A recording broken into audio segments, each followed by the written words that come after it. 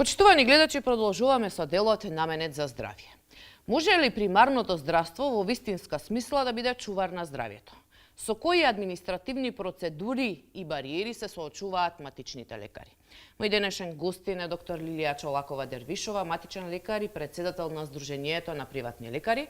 Доктор Чолакова, добре дојдовте во магазин Здравје. Добар ден и поздрав до гледачите. Пред да почнеме со она што го најавивме во најавата за денешната емисија, може ли да ми кажете овој период која патологија е најзастапена во вашата ординација? Дали вирусните инфекции веќе земаат замав? Па знаете како, временските услови се многу променливи, имаме секаква патологија, но најчести се настинки, каснување од крлежи, да речеме веќе луѓето се раздвижија по природата, пајаци, кардиоваскуларните заболувања се нон-стоп тука присутни, малигните заболувања, така да матичниот доктор, знаете, се занимава со секаква патологија, од 0 до 100, возрастите се различни, така да секојдневието веќе се враќаме во нормала, луѓето сидат, почнуваат да бараат прегледи за контролни, за други патологии, така да се работи. За настинки и за висока температура можете веднаш да пропишете терапија, што пациентот нели ќе може веднаш да ја земе, меѓутоа што правите со оние пациенти кои што имаат зголемени вредности на масноти во крвта, кои што имаат проблеми со грло, со дишни патишта, за која е неопходна терапија, која што вие не може да ја пропишете? Знаете како, тоа е многу веќе проблем кој што се провлекува долги години и на штета на народот е. На штета на трошење на здравствениот денар кој што нерационално се троши. Медицинскиот факултет ни дал нас дозвола да работиме и дека сме стручни за да препишуваме секаква терапија. Но еве тие бариери административни кои што фондот ги постави со некакви правилници никако да се поместат.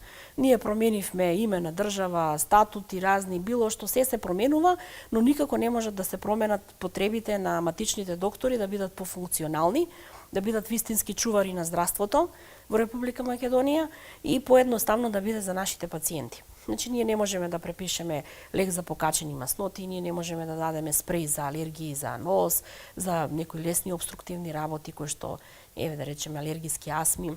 Не можеме да пропишеме лек за лосартан, замислете, нели, за притисок, карведилол. Тоа се лекови за кои што матичниот е стручен.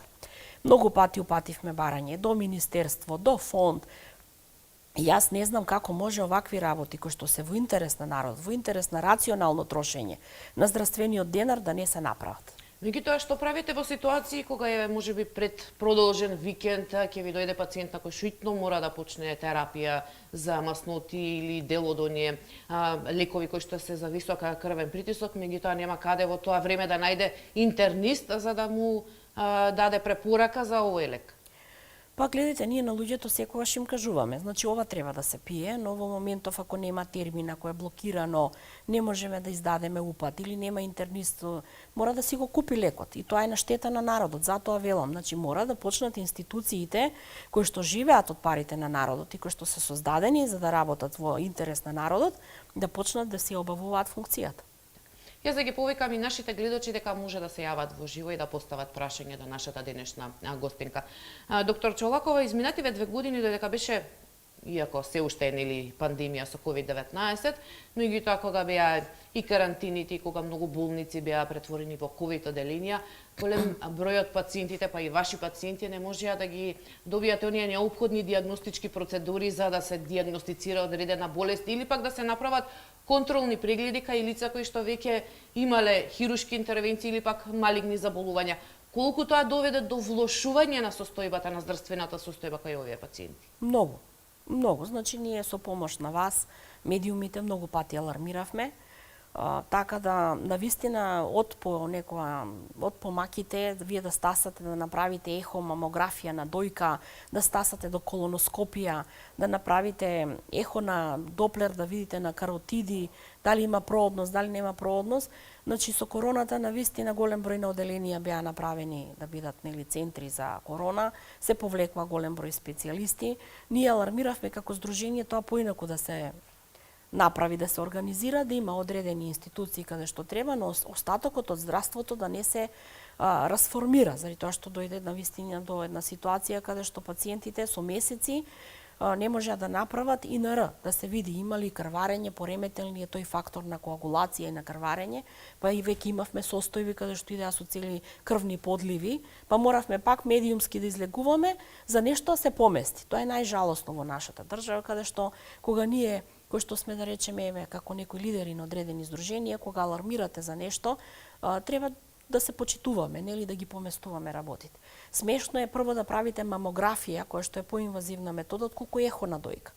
Кај нас обратно се прави прво мамографија, потоа на ехо. Сегде во свет прво ехо се прави. Веднаш ако има нешто, треба да се продолжи на мамографија. Кај нас, вие пациентот мора да го пратите на мамографија, или ако нема термин за мамографија, мора да го упатиме пациентот на хирург, па хирургот да закаже на мамографија. Значи тука се губат драгоцени моменти, минути за да се спаси еден човечки живот, ако тој има малигнитет или било што.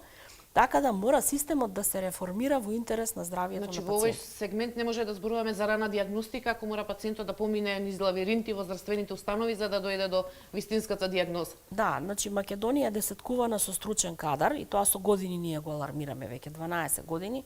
Вие да направите квалитетен рентгенолог, квалитетен хирург, квалитетен специјалист за нуклеарна медицина, не се прави тоа преку ноќ. Значи мора да има национална стратегија, мора плански да се направи, не може за тироидна жлезда само во Битола да има и во Скопје. И со години никој ништо не прави во интерес на народот. Или операција на катаракта само нели во Скопје и уште во некои центри. Секако. Ке продолжиме на темата да им дадеме предноси на нашите гледачи. Имаме гледач на линија, повелете во програма сте? Ало, добро Да, утро. повелете. Ве поздравувам и водителката и докторката. Ви благодарим. Би сакала до докторката огромна благодарност за целиот ангажман кој што го прави за матичните лекари. Во моето семејство има здравствени работници. Би сакала, преска спомнавте празници, сврзани денови, услуга од медицински лица.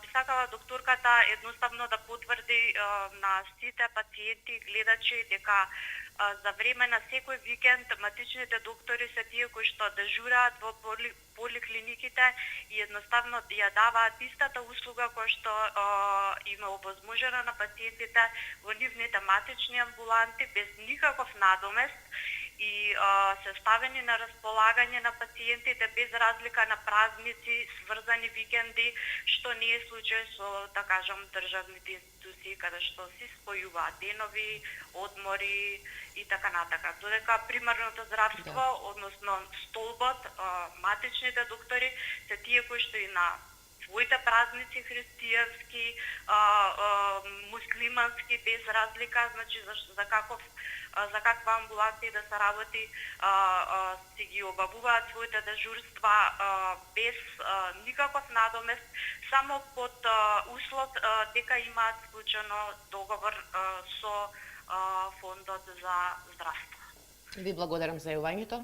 Значи, ова дежурство за време на празници и викенди не им е платено на матичните. Да, значи во Скопје со години го имам организирано тоа со помош на моите координатори кои што ги прават списоците за сите овие здравствени домови, со помош нели една единствена цел, ако сме партнери со фондот, партнерски да се почитуваме и да помагаме во целокупната ситуација. Тоа беше направено со една обеќање, да речеме дека некогаш ете ќе се дојде да се платат. Во помалите места земаат некаква надокнада, има еден договор правилник на фондот, 800 беше за доктор, 400 за сестра, значи цените на трудот не се поместени од Југославија.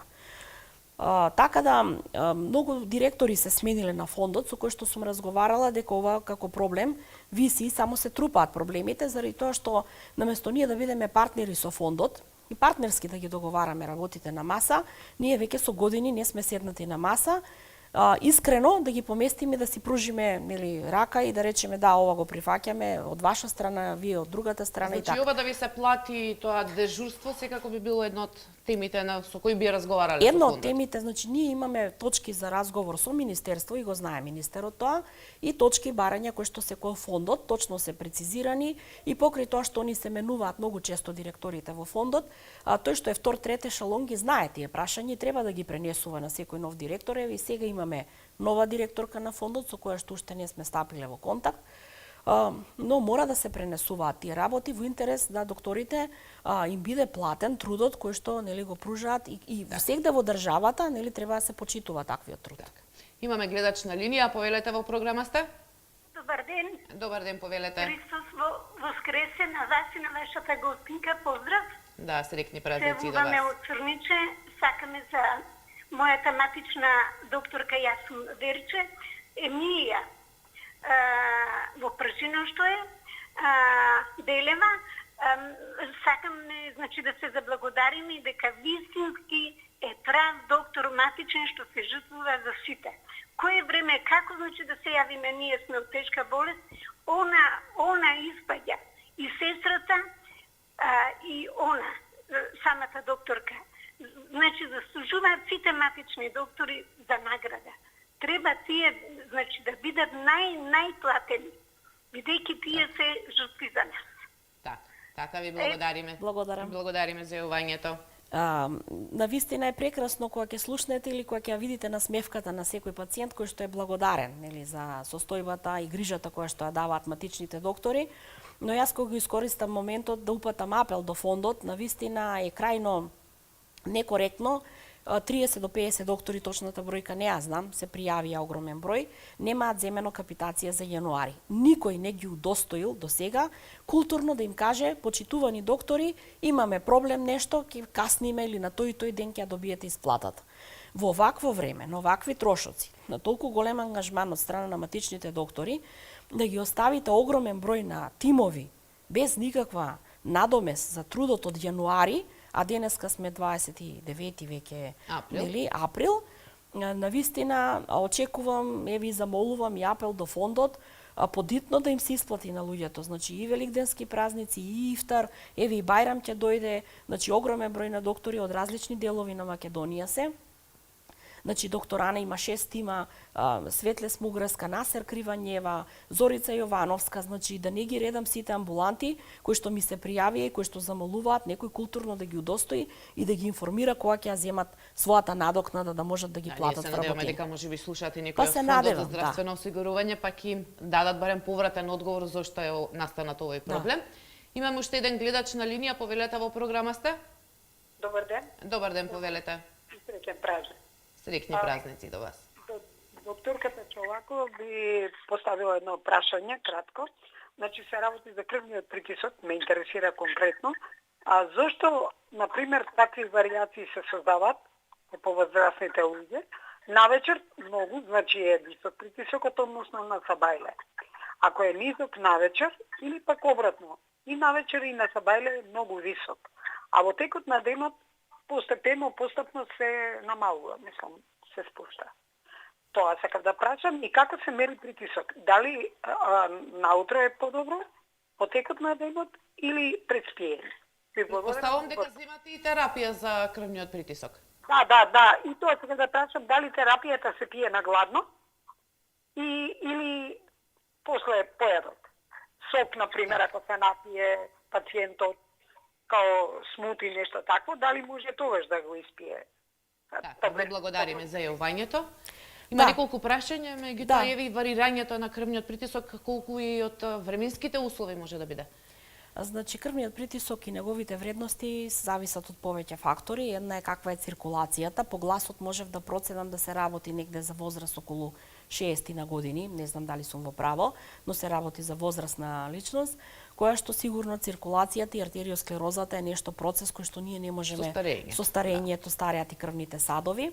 Колку ќе биде висината, нели зависат од повеќе болести, значи дали тој пациент има дијабет, кој што исто така за 10 години повеќе ги старее крвните садови, дали има некои хипотиреоза, други метаболни нарушувања кои што исто така влијаат, зависи од внесувањето на сол, колку сол внесувате во организмот, зависи кои лекови ги пиете, диуретици, колку се движите, таа циркулација кога да ги пие лековите, тоа е дали е поврзано со нагладно, мора да се земе оброк? Знаете како, лекот, значи кога се зема на гладно, многу е подобро заради тоа што ресорцијата, значи ќе направи подобра ќе биде во секој случај, но повторно ќе кажам, зависи од повеќе фактори, колку таа особа се движи, колку внесува течности, каква храна внесува, солта и кафето се нешто што покачуваат притисок, зависи од атмосферскиот И мерењето, тоа знам дека и кардиолози кога ни гостувале кажува дека некој што има проблем треба и на сабајли и попладни и вечер да го мери за да види кога има најголеми варијации. После јадење не. Значи не препорачувам заради тоа што после оброк секогаш нели е покачен притисокот, исто така веднаш одстанување не.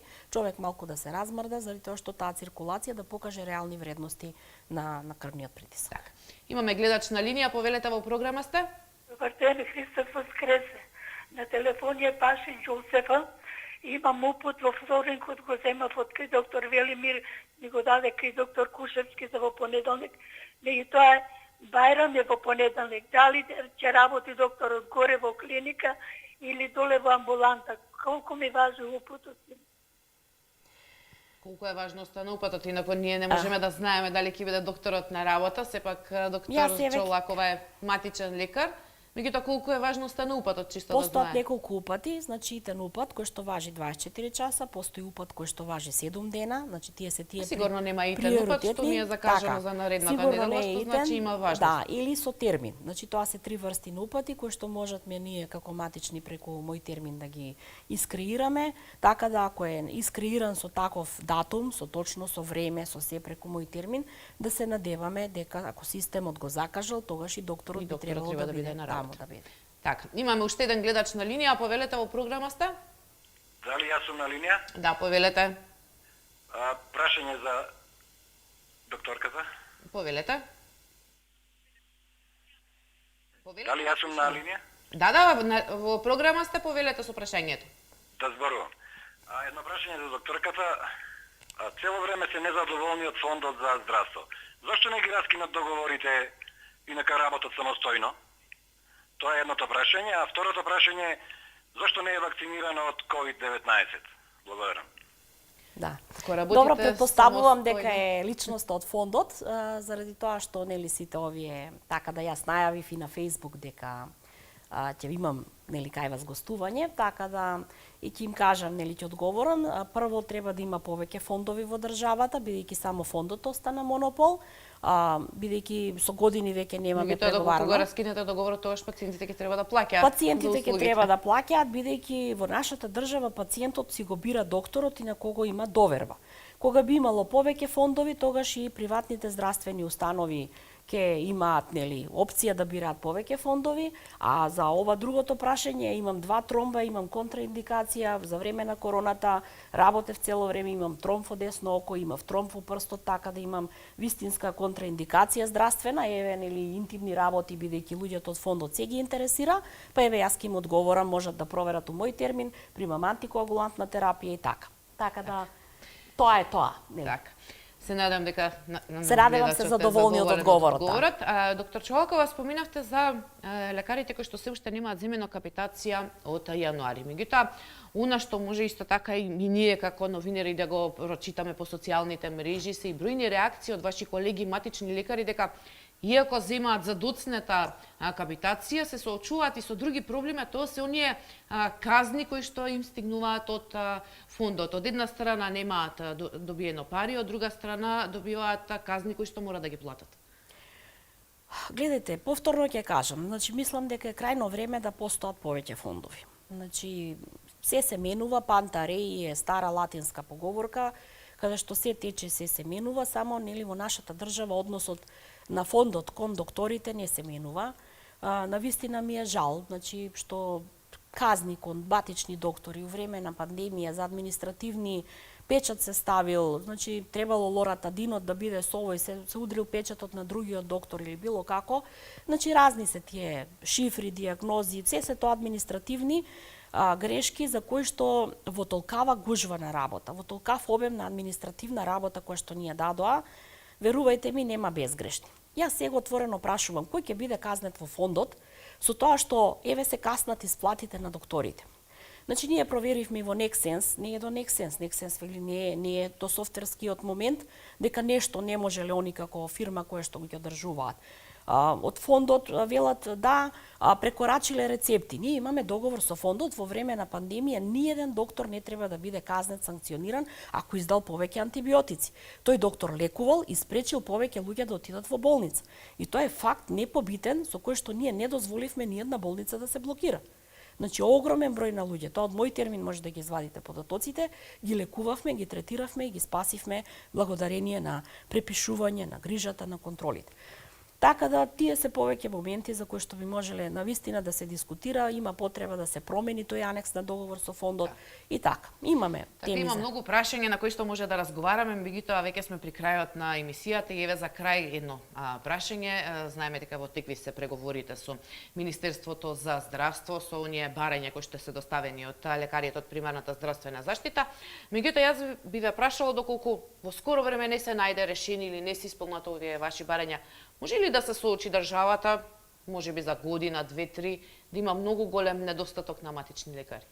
Да, значи со ваков момент нели негрижа кон проблемите на матичните доктори, верувајте ми, ниеден млад доктор прво не се осудува сам да отвори амбуланта. Второ, стратешкото барање пациенти на ПЗУ е на вистина за да ги задржиме со години барање кои што вие не следите и знаете и сите други новинари кои што следат здравство, бараме сигурност. Ние не бараме ништо нели повеќе од тоа кое што сметаме дека како лојални плаќачи на данок и почитувачи на оваа држава треба да го добиеме. Така да ако починам јас не гледам зошто моите вработени да останат без работа.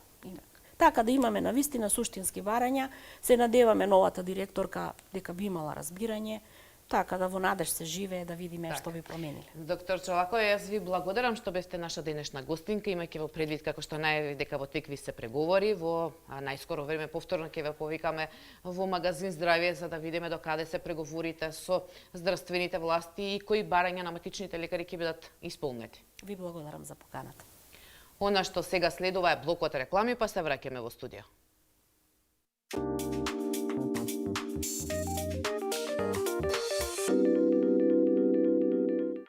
Почитувани гледачи, овде е крајот на денешното издание. Имајте убав празничен викенд, чувајте го здравјето и се гледаме повторно во вторник. Довидување.